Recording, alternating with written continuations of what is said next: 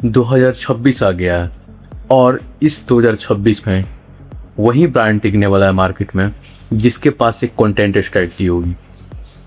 अब content strategy कैसे बनाते हो इस वीडियो में मैं तुम्हें वही बताने वाला हूँ।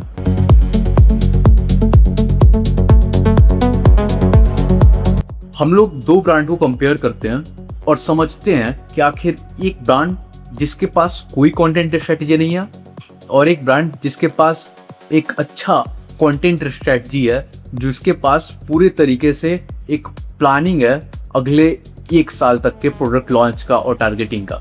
दोनों में डिफरेंस क्या होगा? तो एक ब्रांड जिसके पास कोई भी कंटेंट स्ट्रेटजी नहीं है, हम लोग उसको लेते हैं ब्रांड एक्स। और एक ब्रांड है हमारे पास ब्रांड वाई। ब्रांड एक्स के पास कोई कंटेंट स्ट्रेटजी नहीं है, वो बस रैंडमली पोस्ट करते रहता है। तो सबसे बड़ा डिफरेंस हमारे पास, सबसे पहले तो मैंने बोल ही दिया कि वो रैंडमली पोस्ट करेगा, उसको पता नहीं है कि पोस्ट क्या करना है, कि टारगेट कैसे करना है, नहीं पता चला है कि सेल क्या करना है हमें। एक कंटेंट स्ट्रेटजी हमें इन सारे चीजों को मद्देनजर रखते हुए प्लानिंग करने में हेल्प करता है, जिससे कि हम लॉन्ग टर्म शॉर्ट टर्म दोनों तरह में अच्छा से अपने ब्रांड के बारे में क्या हमें बनाना है और ऑडियंस को क्या दिखाना है, ये चीज़ें का जवाब हम ढूंढ पाए।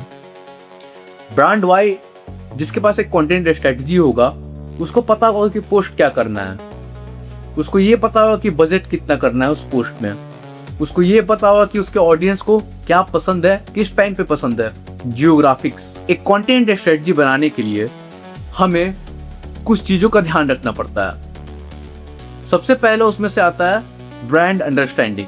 तो अब मैं तुम्हें उसके बारे में बताता हूँ। अगर तुम एक इंडिविजुअल हो या फिर तुम एक बिजनेस हो, तो तुम्हें पता होना चाहिए कि तुम जिसके लिए वर्क करने जा रहे हो या खुद के लिए, कि तुम्हारा ब्रांड क्या और क्यों है वो। ठीक है, इसके लिए हमें समझना पड़ेगा ब्रांड को। ब्रांड अंडरस्टैंड करने के लिए हम लोग कुछ सवालों का जवाब ढूंढ सकते हैं अपने ब्रांड के अंदर। उन सवालों का जवाब हम लोग ढूंढ लेते हैं तो हम लोग ये समझ लेंगे कि ब्रांड आखिर है क्या। सबसे पहला सवाल जो तुम्हें समझने का जरूरत है अपने ब्रांड के बारे में, वो है कौन से प्रॉब्लम को ये सॉल्व कर रहा है। अगर तुम ये समझ लेते हो कि तुम्हारा ब्रांड जो है किस प्रॉब्लम को सॉल्व कर रहा है, तो तुम्हें अल्टीमेटली पता चल जाएगा किस ऑडियंस को टारगेट कर रहा है वो। दूसरा है ऑडियंस। तो हमने एक प्रॉब्लम लिया और हमने उसका सॉल्यूशन किया, फिर हमें पता चला कि हाँ, मुझे इस ऑडियंस को सेल करना है वो चीज़ या फिर ये सर्विस देना है। अब ऑडियंस के बारे में अगर थोड़ा बहुत और हम लोग जानेंगे कि ऑडियंस जो होता है उनका माइंडसेट क्या है, साइकोलॉजी, ऑडियंस का हैबिट क्या है, ऑडियंस का इंटरेस्ट क्या है। अगर इन सारी चीजों को हम लोग जान जाते हैं तो हम लोग और अच्छे से इनके लिए केटर कर सकते हैं अपने कंटेंट को। तीसरा चीज, what makes my brand different. हमारे पास डिफरेंशिएशन फैक्टर होना चाहिए।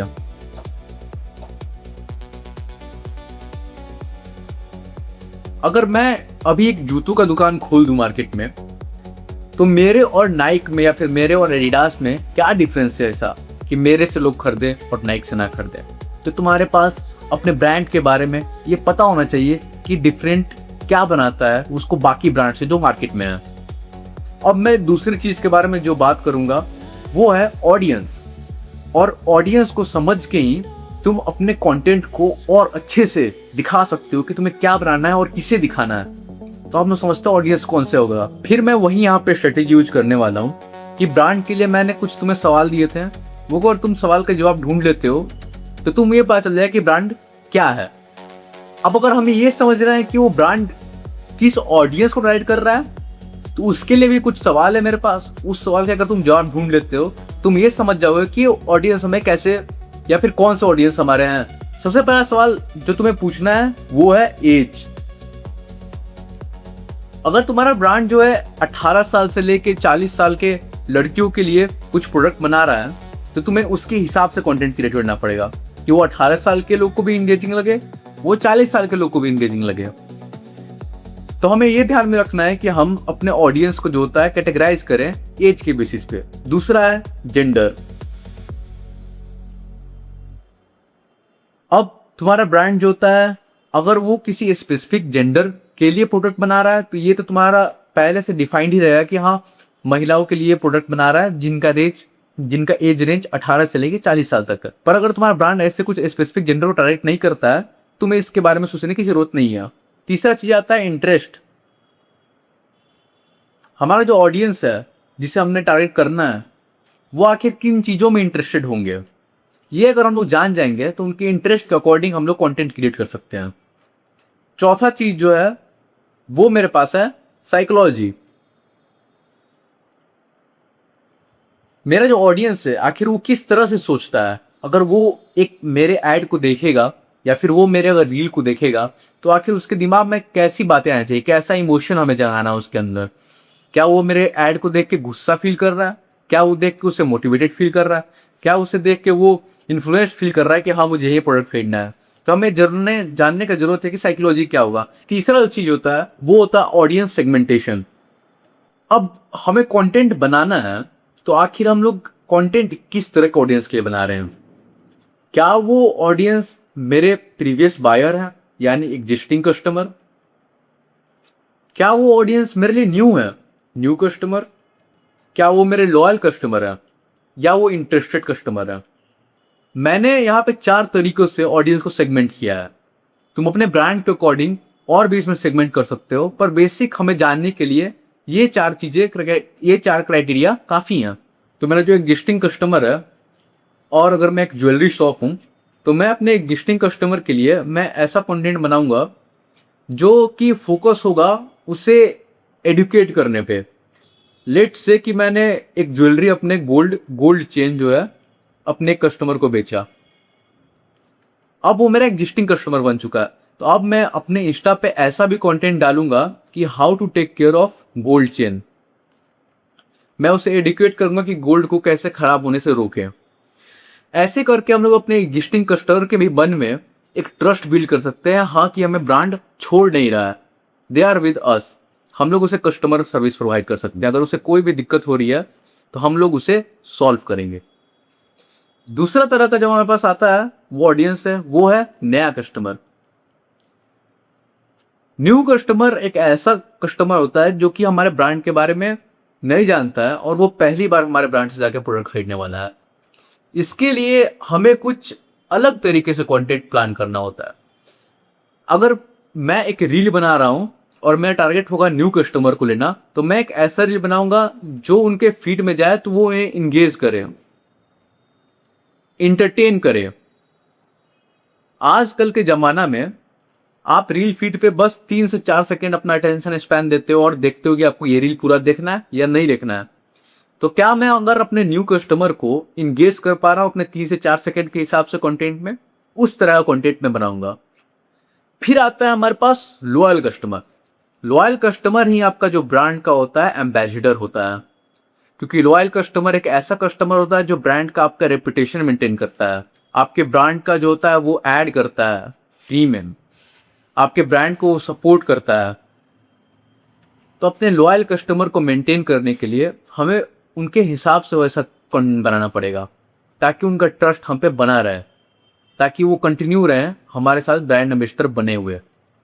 अब जो चौथा कैटेगरी आता है वो आता है इंटरेस्टेड कस्टमर। इंटरेस्टेड कस्टमर एक ऐसा कस्टमर होता है जो कि मार्केट में मेरे ब्रांड के प्रोडक्ट को लेने में इंटरेस्टेड है। वो मेरा फॉलोअर हो सकता है जो कि मेरे इंस्टा पेज को फॉलो करके रखा हो और उसके घर में अब जाके शादी आ रही है और हो सकता है उसे मेरे दुकान से ज्वेलरी लेने का मन हो, पर वो श्योर नहीं है कि उसे मेरे ही दुकान से लेनी है। तो उसके श्योरिटी के लिए हम लोग ट्रस्ट गेन करने के लिए हम लोग उससे ऑफर्स दे सकते हैं कि हमारे अगर मैं दूंगा मेकिंग रेट पे 5% ऑफ, या फिर ट्रस्टेड ज्वेलरी। ऐसा मैं अपने ऑडियंस से भी करवा सकता हूँ। जो मेरे लॉयल कस्टमर है उनसे रिव्यू वीडियो बना के मैं वो भी डलवा सकता हूँ। तो डिपेंड करता है कि किस तरह का उनको कस्टमर को टारगेट करना है, उस तरह का हम लोग ऐड क्रिएट करते हैं या फिर कंटेंट क्रिएट करते हैं।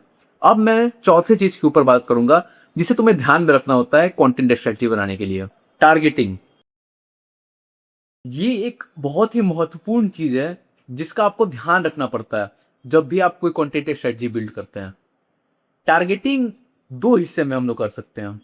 सबसे पहला होता है शॉर्ट टर्म टारगेटिंग। तो यहाँ पे मैं लिखता हूँ शॉर्ट टर्म। दूसरा होता है लॉन्ग टर्म।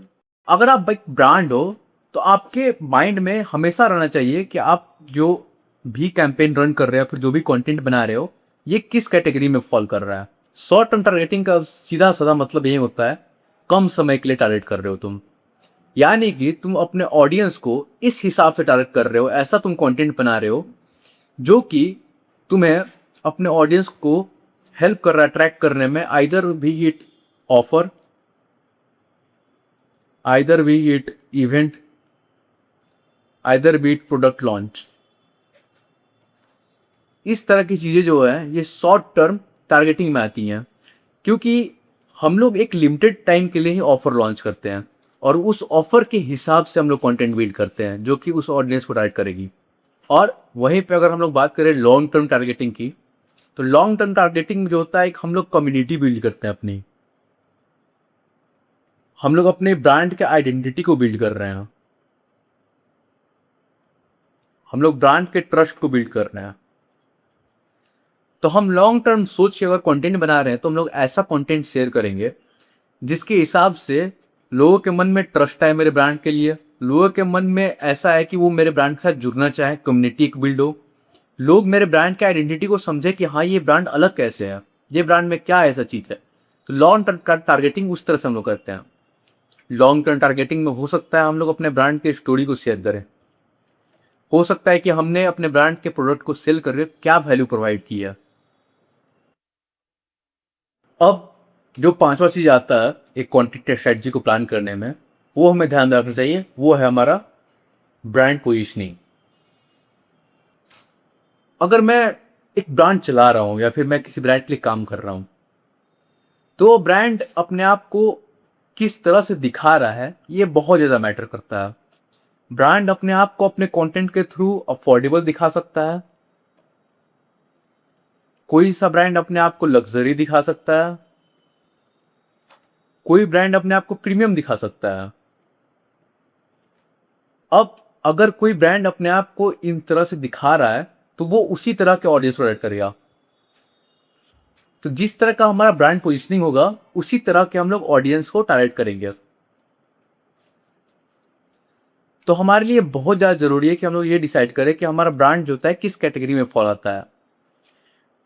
अगर हम लोग ये डिसाइड कर लेते हैं कि हमारा ब्रांड किस कैटेगरी का है, तो उसके हिसाब से हम लोग डिसाइड करेंगे कि हमारा जो होता है विजुअल्स कैसा रहेगा, हमारा कंटेंट किस तरह का रहेगा, हमारा जो होता है स्टाइल किस तरह का रहेगा। तो ब्रांड पोजिशनिंग एक काफ़ी इंपॉर्टेंट चीज़ है। अब हम लोग बात करते हैं कंटेंट स्ट्रेटजी में सिक्स्थ स्टेप की। वो हमारा होता है कंटेंट गोल। इसलिए सेलेक्ट करना इंपॉर्टेंट है क्योंकि बिना कोई गोल के कंटेंट बस इंटरटेनमेंट बन के रह जाता है। तो अगर हमारा कंटेंट का एक गोल होगा, हमारा गोल हो सकता है अवेयरनेस, हमारा गोल हो सकता है ट्रस्ट, हमारा गोल हो सकता है कम्युनिटी, हमारा गोल हो सकता है सेल्स, हमारा गोल हो सकता है लीड्स। तो अगर हमारे पास कोई गोल रहेगा तो उसके हिसाब से अगर हम लोग कंटेंट बनाएंगे तो वो हमारे लिए काफ़ी बेनिफिशियल रहेगा। अब हम लोग आते हैं नेक्स्ट सेक्शन में। एक ब्रांड जो है अपने कंटेंट को जो है वो कुछ स्पेसिफिक पिलर्स के अकॉर्डिंग बांट सकता है और उस स्पेसिफिक पिलर के अकॉर्डिंग क्रिएट कर सकता है depending on the audience they are creating it for. अगर अब जो कंटेंट पिलर मैंने 7वें नंबर पे से रखा है क्योंकि आपको जरूरी है कि आप इन सारी चीज़ों के बारे में जानें, तब जाके आप कंटेंट पिलर डिसाइड कर पाओगे। अगर एक मेरे पास ज्वेलरी शॉप है तो मैं एजुकेशनल कंटेंट बनाऊंगा। एजुकेशनल कंटेंट मैं किसके लिए बनाऊंगा? मैं हो सकता है अपने जो एग्जिस्टिंग कस्टमर है मेन टारगेट वो होगा मेरा, हो सकता है लोअर कस्टमर है वो मेरा मेन टारगेट होगा। मैं इंटरटेनमेंट कंटेंट भी बनाऊंगा, पर इंटरटेनमेंट कंटेंट मैं किस लिए बनाऊंगा? हो सकता है मेरे न्यू कस्टमर को टारगेट करने के लिए।